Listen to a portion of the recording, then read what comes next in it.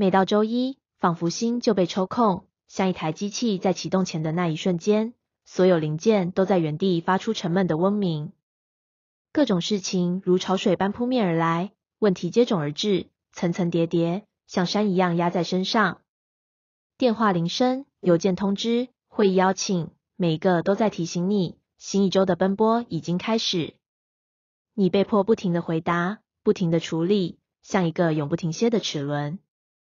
每个人都把你当成救命的稻草，把他们的问题、人物、烦恼丢给你。更令人无奈的是，他们还希望你始终心甘情愿地为他们去工作，仿佛这是理所当然的。作为一个打工人，这种日子让人疲惫却又无法挣脱。你知道自己不过是一颗小小的螺丝钉，一个可以随时替换的存在。然而，你的疲惫是真实的。身体的劳累，脑力的消耗，像是不断被榨取的资源，毫无喘息的余地。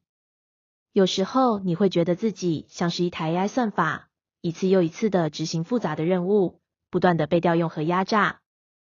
你的脑力就是算力，而每一次的计算，都让你感到更虚弱，更空洞。你努力保持清醒，却也隐隐感到一种深深的无力感。周一就像一个无尽的循环的开始。可是，这样的循环又能持续多久呢？